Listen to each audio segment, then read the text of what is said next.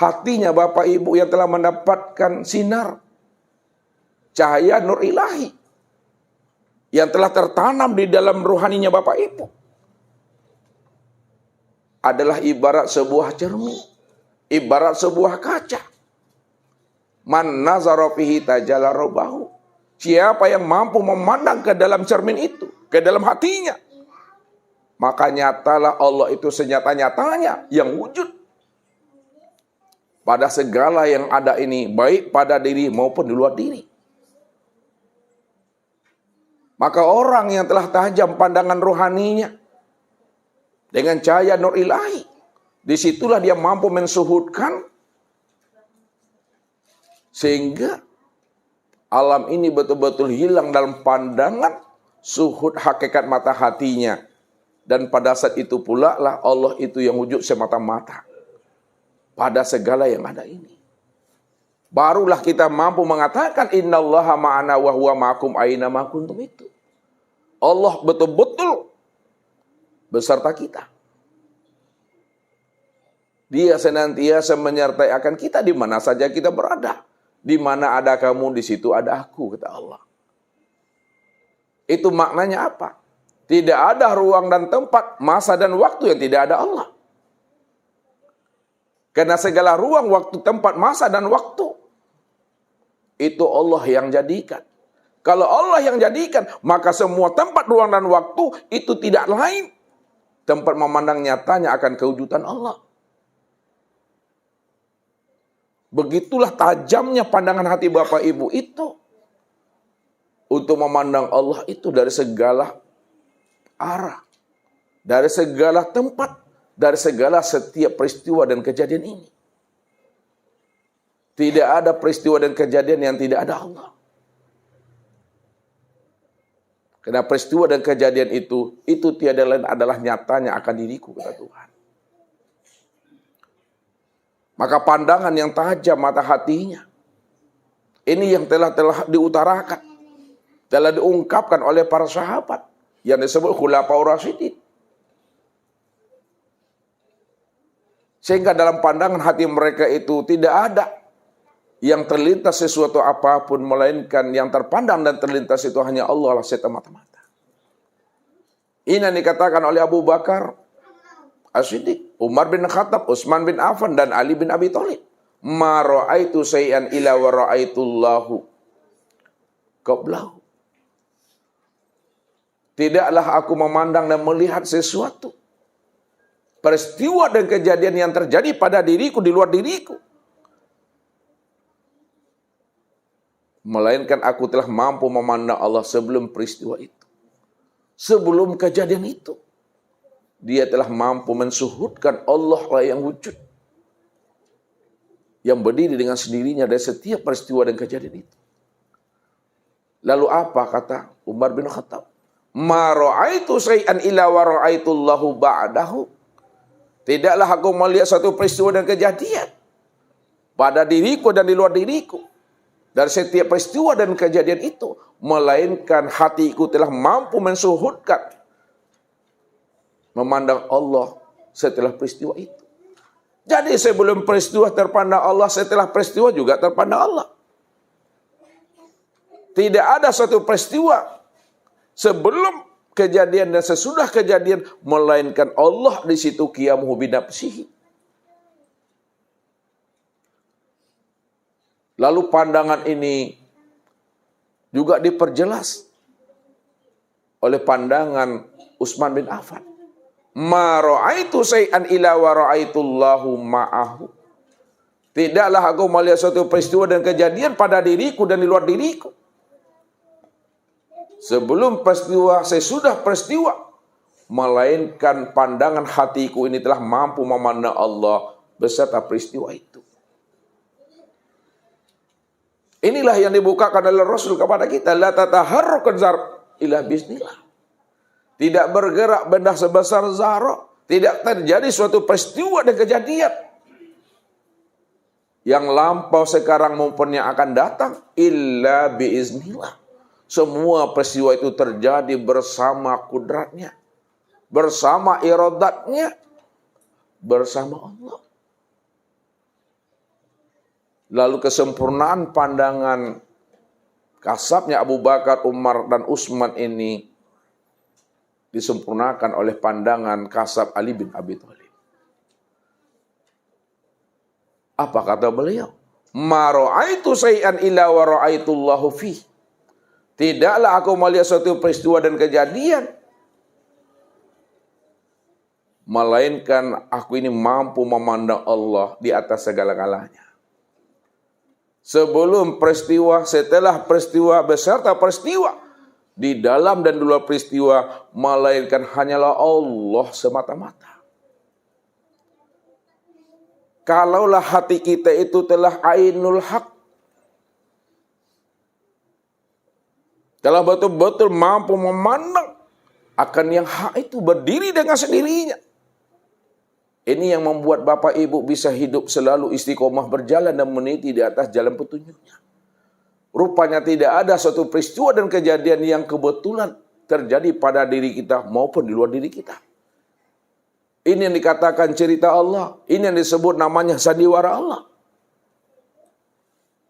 Rupanya Allah menguji akan keimanan kita. Apakah kita masih mampu memandang kewujudan Allah? Walaupun Allah itu bertahwil dalam bentuk rupa yang lain, wujud yang berbeda. Bisakah kita mampu memandang Allah itu yang meliputi akan segala yang ada ini? Atau tidak? Maka orang yang telah mampu memandang akan kewujudan dan kezahiran Allah itu dalam bentuk rupa yang lain, maka dialah yang mampu menghantarkan amanah rahasia Tuhan itu kembali kepadanya dengan baik, dengan sempurna. Maka sebelum kita mati Bapak Ibu, sebelum ruh itu melepaskan akan cangkangnya ini, maka jaga, pelihara, dan selamatkanlah diri kita ini. Menjaga dan menyelamatkan diri. Jangan sampai orang lebih dahulu memandikan kita. Jangan lebih dahulu orang mengapani kita. Jangan sampai lebih dahulu orang menyolatkan akan diri kita. Jangan sampai lebih dahulu orang menguburkan akan diri kita.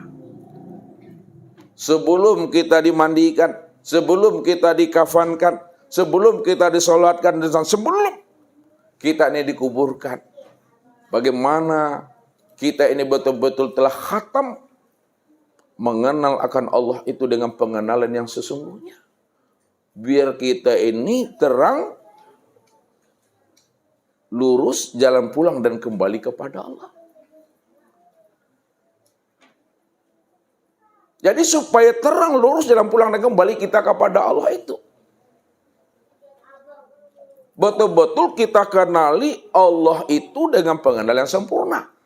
Jangan sebatas mengenal nama tapi tidak mengenal diri yang punya nama. Padahal dikatakan al-ismu wal musamma wahid. Nama dengan diri yang punya nama itu esa. Nama dengan diri yang punya nama itu satu. Tidak pernah berpisah cerai. Apapun yang kita sebut namanya pasti ada wujudnya. Disebut mik, ini wujudnya.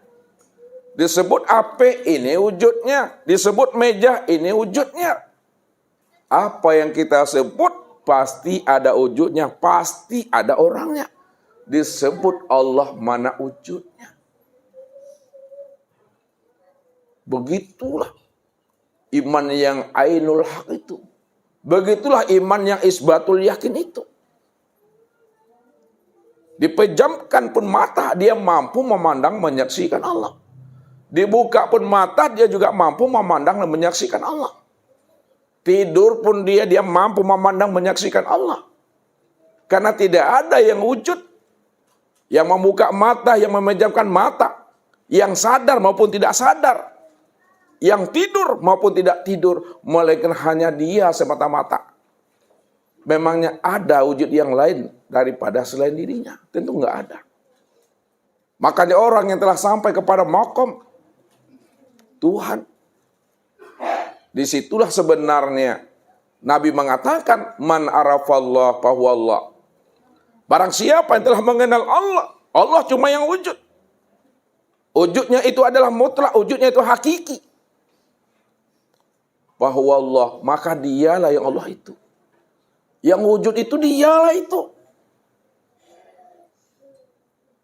Kalau kita sudah paham yang wujud itu hanya dia.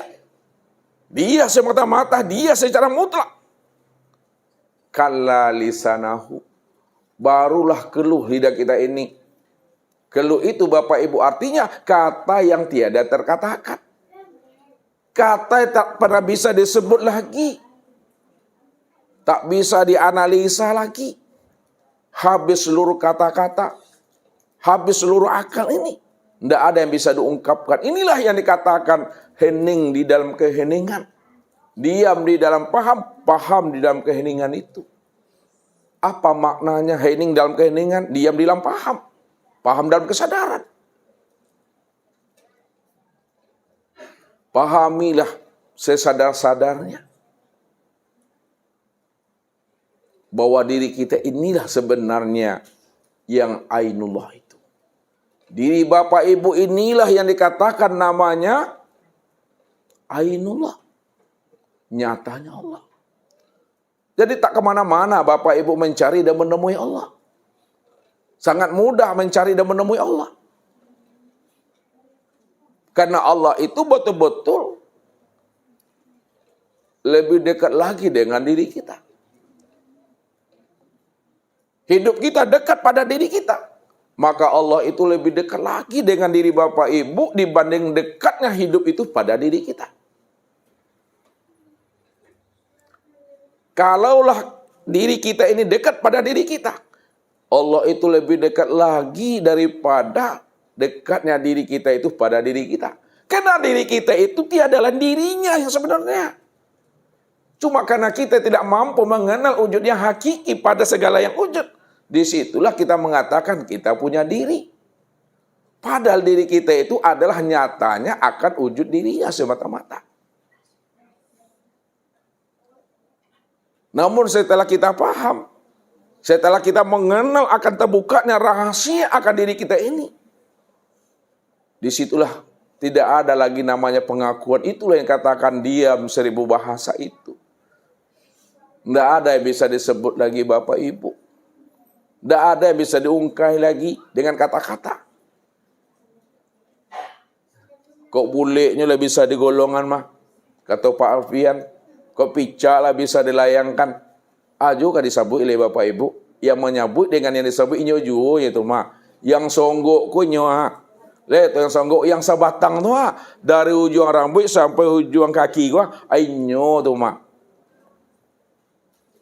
Pegang di situ Bapak Ibu.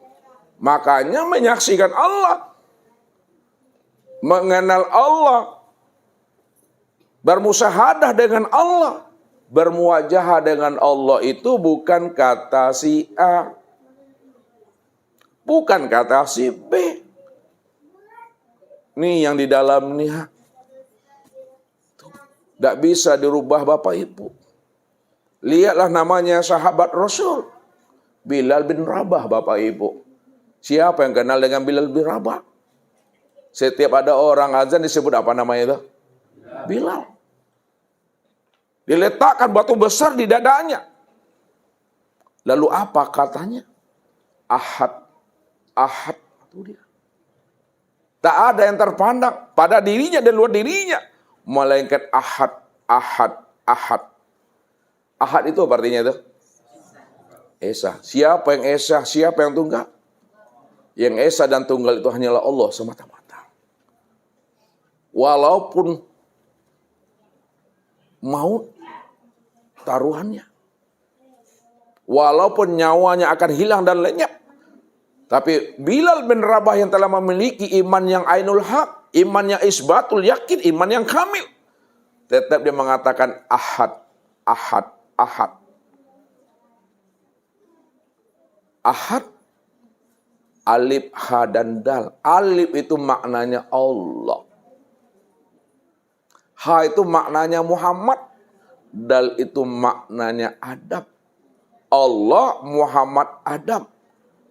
Allah itu diriku. Muhammad itu wujud diriku, Adam itu rupa aku, ahad. Annahu la ilaha illallah. Bahwasanya aku ini la ilaha illallah. Tidak ada yang wujud pada diriku, pada kulitku, dagingku, uratku, tulangku, hatiku, jantungku, rabu, empedu, buah punggung, ruh dan sirku, illallah, melainkan hanya Allah. Allah yang disebutnya itu, dia telah mengenal diri yang punya nama yang disebutnya. Bukan sebutan Allah yang kosong, Bapak Ibu.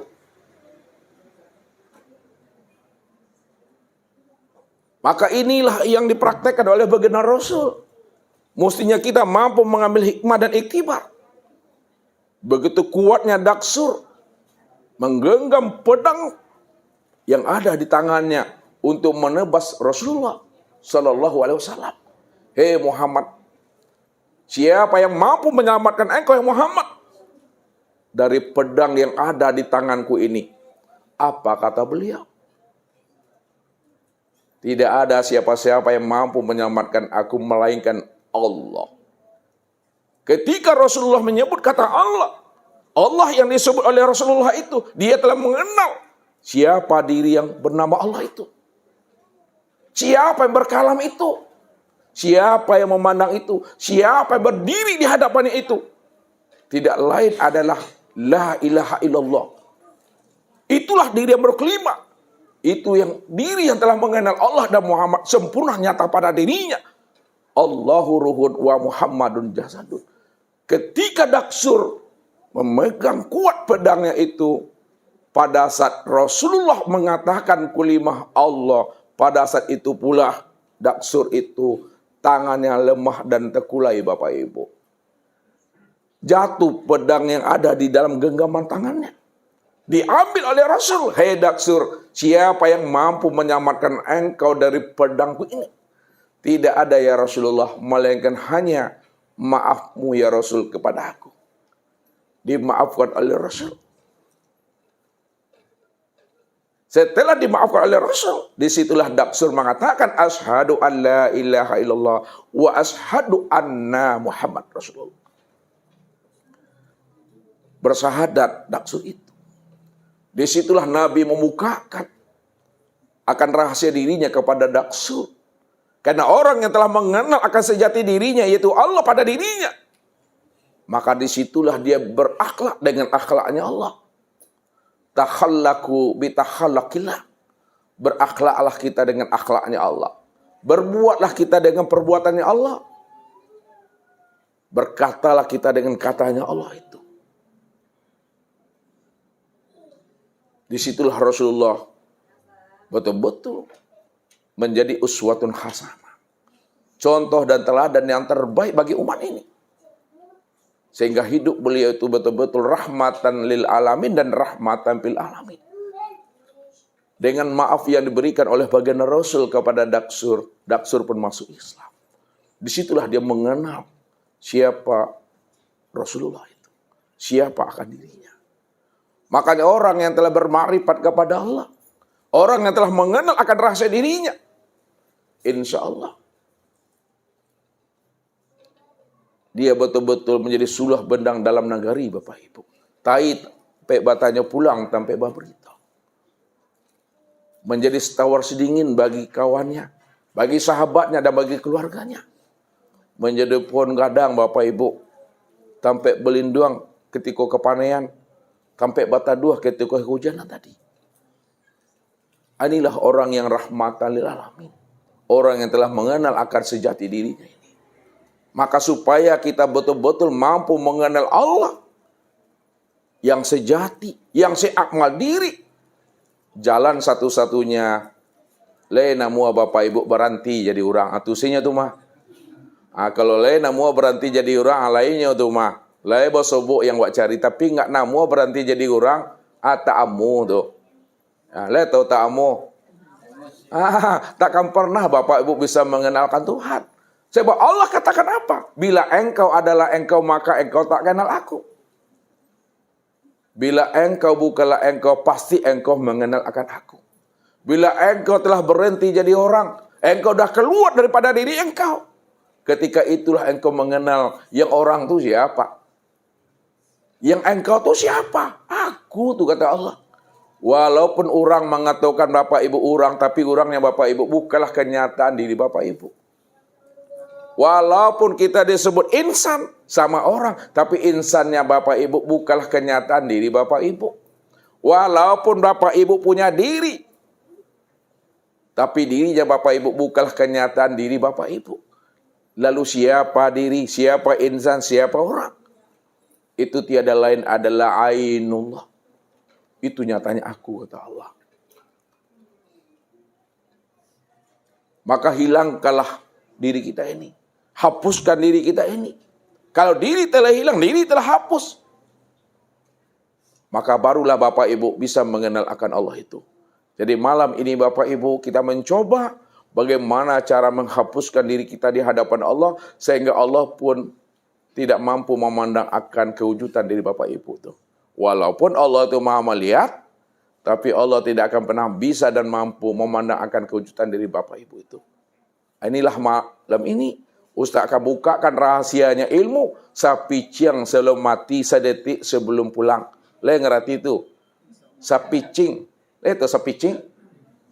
Hah? Sakedip. Sakedip sebelum mati sedetik sebelum payi.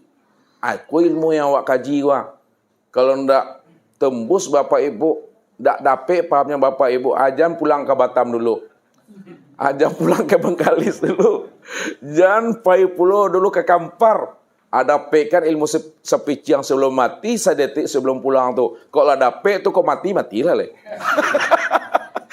Jadi kau tahu jawabannya Bapak Ibu. Tunggulah pesan-pesan berikut ini. Jadi ini yang dikatakan oleh Rasul, ya. Karena mengenal Allah itu Bapak Ibu 5 sih jalannya semua. Ya. 5 jalan mengenal Allah, 5 jalan untuk berjumpa Allah, 5 jalan untuk bermusyahadah dengan Allah. Dari yang 5 jalan itu awak buka laci atau 2 jalan sinya tulah cukui itu mah. Ya, kalau sama ustaz Bapak Ibu kalau mengkaji Tuhan itu menurut selera Bapak Ibunya, Bapak Ibu ingin masak di batang atau masak di karbit terserah Bapak Ibu sinya itu mah. Kalau masak di karbit tentu maninya itu tidak selama mani di batang dong mah. Ya kan? Kok dimakan pisang tuh ya mentalan saja mah. Masalah lama nak lama tuh beko yang penting kenyang. Kalau Ustadz tahu seperti itu Bapak Ibu. Ustadz kalau ngasih ilmu ini betul-betul dari dasarnya. Jadi kita hantarkan ilmu ini kepada anak, kepada keluarga kita jelas tuh. Ya. Jaleh wujud barang tuh tahu sia yang punya. Ya. Begitu kita mesti memahami Rasulullah juga begitu. Makanya Nabi mengatakan khatibun nas ala qadri ikulihim. Sampaikanlah ilmu itu sesuai dengan takaran kemampuan seseorang tadi itu. Tengok dosisnya. Ya, ada dosisnya tuh mantari, ada dokter spesialis itu. Ya. Jadi kita mencoba bagaimana Bapak Ibu betul-betul keluar dari diri sendiri tanpa disentak oleh malaikat Israel. Jangan ditunggu dijapui dulu baru pulang. Kalau nggak dijapui, nak mau pulang dah. Itu tepaso tuh. Orang yang pulang kembali kepada Allah tepaso tuh seperti apa kata Rasulullah? Seperti kambing yang dikupas kulitnya hidup-hidup. Seperti benang sutra yang tersangkut dari kawat duri. Seperti 300 kali bacokan pedang atu yang pulang tapaso tuh Bapak Ibu. Ya. Awak jangan sampai pulangnya tapaso. Rindu hendaknya awak Bapak Ibu. Kok ada orang soleh mati irinya awak Bapak Ibu. Jangan takut lo nyawa. Orang yang takut mati itu karena nyawa rasa hidup itu mah. Padahal awak ndak hidup ndak lo mati itu mah. Ya, hidup dan mati awak itu karena kudratillah wal iradatillah. Kenapa Bapak Ibu? Karena sejak mula jadinya Bapak Ibu tidak pernah ada. Kapan Bapak Ibu sejak mula jadi ini tidak pernah ada? Sejak Allah itu wujud, ketika itulah kita tidak pernah ada. Karena Allah itulah wujud yang awal. Ya.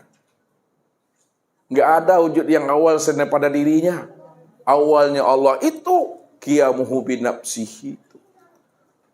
Siapa itu wujud yang awal itu yang qiyamuhu binafsihi itu? Kalau awak nak namu berhenti jadi orang, tak akan pernah awak bisa mengenal Tuhan itu dah. Jadi sebelum mati, kembalikan dahulu diri itu. Ini yang dikatakan oleh Nabi.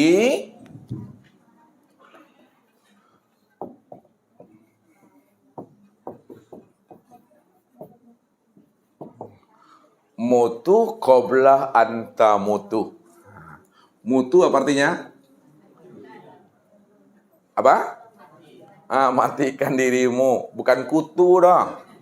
Mutu, matikan dirimu qabla, sebelum anta mutu, sebelum dirimu mati. Matikan dirimu sebelum dirimu mati. Itu maksudnya, matikan diri sebelum ajal datang. Matikan diri sebelum Israel tiba. Matikan diri di dalam hidup. Matikan diri sebelum umur itu habis. Apa maksudnya matikan diri sebelum ajal? Matikan diri sebelum Israel tiba. Matikan diri di dalam hidup. Maksudnya itu, matikanlah rasa keakuan diri yang merasa ada itu. Ini yang disebut namanya dengan fana. Jadi kalau kita ingin mematikan diri itu bukan dengan akal, bukan dengan pisau, tapi dengan raso, Bapak Ibu. Dengan raso. Raso itu ada dua, Bapak Ibu. Ada raso jasmani, ada raso rohani. Raso jasmani di mana letaknya mawa? Di tubuh. Ini di tubuh. Kalau makan kue itu di mana letaknya tuh? Di tubuh, di mana letak tuh? Di lidah. Di lidahku. Kalau rasa rohani, di hati. Memandangnya itu, meniliknya itu dengan hati rohani itu.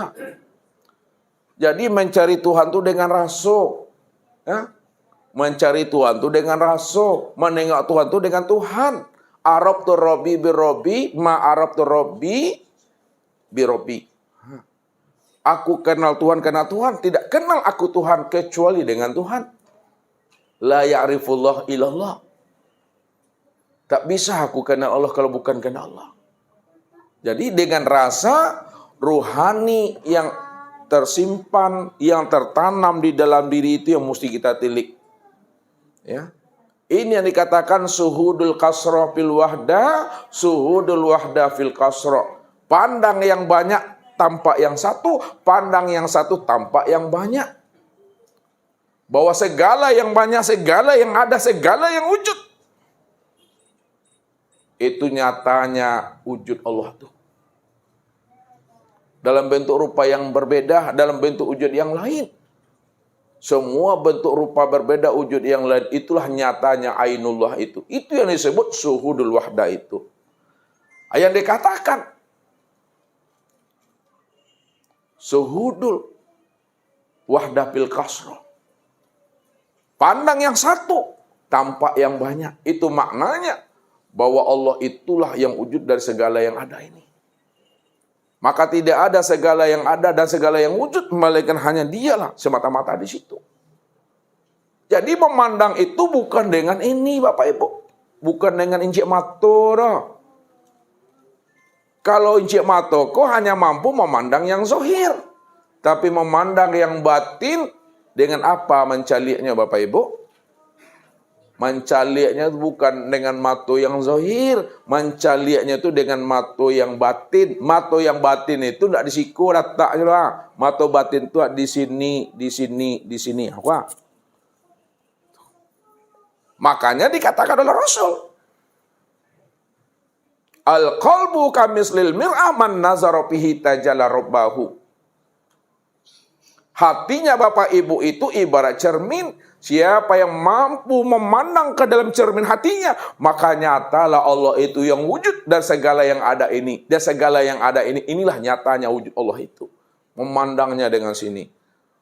Maka supaya kita bisa memandangnya, maka keluar kita dari diri kita. Matikan diri kita ini. Mematikan diri itu dengan cara rasa. mengambilnya Bapak Ibu. Lihat, matikan dirimu sebelum dirimu mati.